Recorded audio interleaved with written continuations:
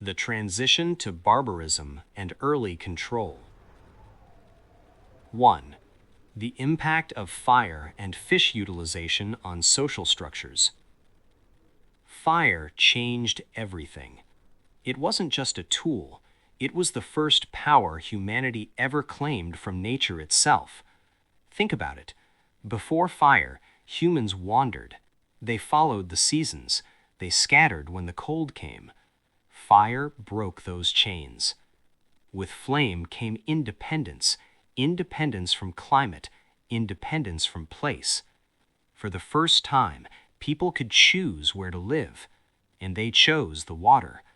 Fire unlocked a new food source, fish. Those starchy roots that once sat bitter in the stomach, now edible.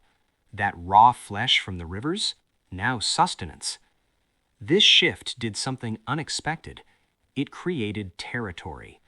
A tribe with fire needed to stay near water. Rivers don't move, lakes don't wander, so neither did the people. The riverbank became home, not in the legal sense, not ownership, but presence, constant daily presence. The fire needed feeding, the fishing weirs needed maintenance. This was collective work. But it was work tied to one spot, and that spot became theirs. Tools evolved too. Harpoons, bone hooks, crude rafts. These weren't just lying on the ground anymore. People made them, and the group that made them defended the waters where they used them. The fishing grounds weren't private, but they weren't universal either. They belonged to the tribe, against outsiders, against rivals. This was the birth of something new, the socialized environment. Fire was the first shared asset that demanded management. Fish were the first resource that demanded a geographic anchor. Humanity stopped roaming the universal commons of the endless forest. They settled into the localized commons of the riverbank. Territory wasn't born from greed. It was born from the warmth of the hearth and the bounty of the water. 2. The invention of the bow and arrow as a shift in resource control. The bow changed the game. It wasn't just better technology, it was a revolution in how humans thought about power. Before the bow, hunting meant getting close, dangerously close. You needed the whole group to corner an animal, or you went alone with a spear, risking everything. The bow gave distance. With one pull of the string, a hunter's reach extended hundreds of feet.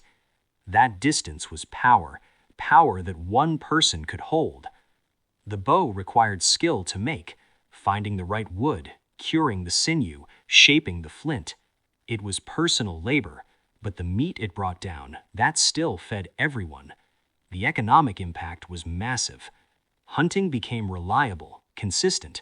Meat stopped being a lucky find and became a regular supply. Surplus appeared, more than the tribe could eat in one sitting. So they learned to preserve, to store, to manage stocks. And with surplus came something else, bigger tribes, stronger structures, but also the idea of hunting grounds. A tribe with bows could harvest an entire forest. That forest became theirs, not officially, but practically. The bow enforced that claim, not just through presence, through threat. This was the first weapon of territorial enforcement. The bow bridged two worlds, the passive world of gathering what nature gave freely, and the active world of dominating nature's bounty. Hunters didn't own the land yet, but through the bow they began to own its harvest. Possession shifted from simple use to active dominance. 3. Domestication of animals and the first form of wealth. Herding changed everything about property. If the bow gave control over resources, domestication gave something entirely new, living capital. A herd of cattle wasn't like a hunted deer. You didn't eat it and watch the wealth vanish. A herd grew, multiplied, moved. It gave milk, wool, hides, meat, and most important, offspring. For the first time, wealth reproduced itself. Tribes didn't just find wealth anymore, they managed it, counted it, protected it. This was the birth of true wealth, wealth that could accumulate beyond immediate need. At first, herds were collective. The tribe moved together, seeking pasture and water. But herding demanded constant attention, specialized care.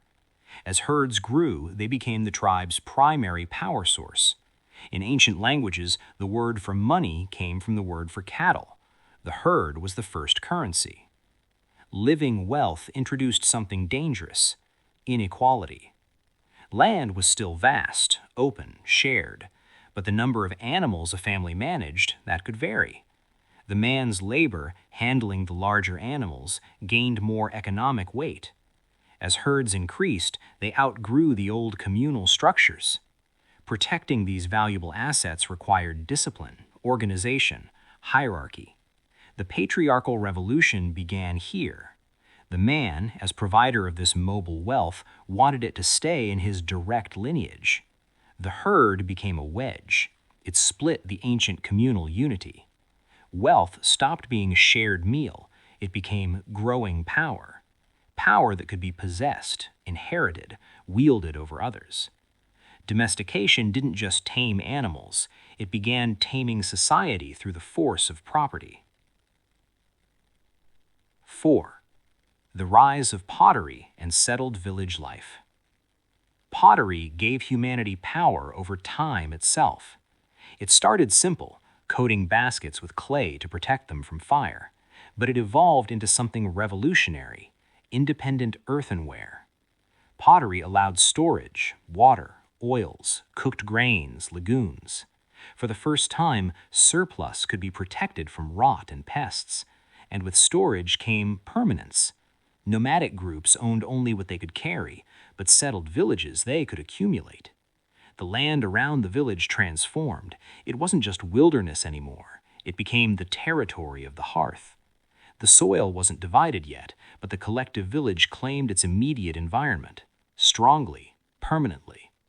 Movable property expanded. Families had their own pots, their own tools, their own hearth space.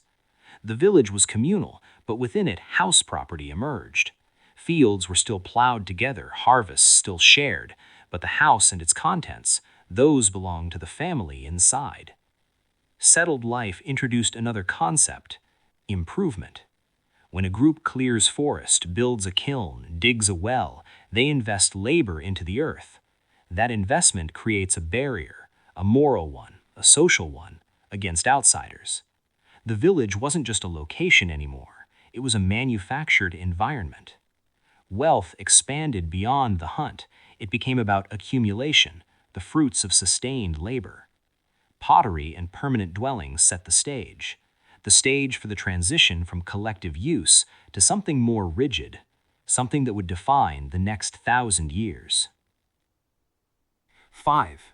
Social labor and the initial division of resources. The final shift was subtle, but irreversible. The division of labor emerged. In the earliest days, everyone did everything, but as tools grew complex and settlements permanent, specialization appeared, based on age, sex, skill. This shift in how people worked changed who possessed what they made. At first, it was natural. Men hunted, fished, fought, provided raw materials. Women cared for the home, prepared food, made clothing. Each owned the tools they used. Men owned weapons, women owned household items. But because the household was communal, this didn't create inequality. It was just functional responsibility. The crisis came with surplus. As long as tribes produced only what they consumed, there was nothing to fight over. But cattle breeding and improved agriculture changed that.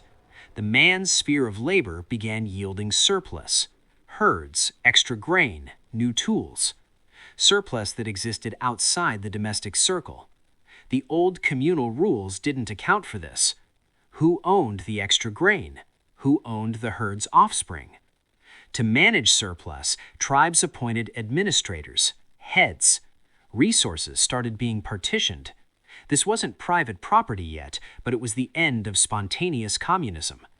Labor remained social, but control over its products began concentrating. in the hands of the providers, usually men in pastoral societies. This concentration laid the groundwork for upheaval, the overthrow of ancient maternal law, the rise of the patriarchal family. By the end of this stage, the universal commons had fractured. The world was now a place of stored pots, guarded herds, specific village territories. The stage was set for the gens to transform into something more rigid, something political, economic. The age of property had begun.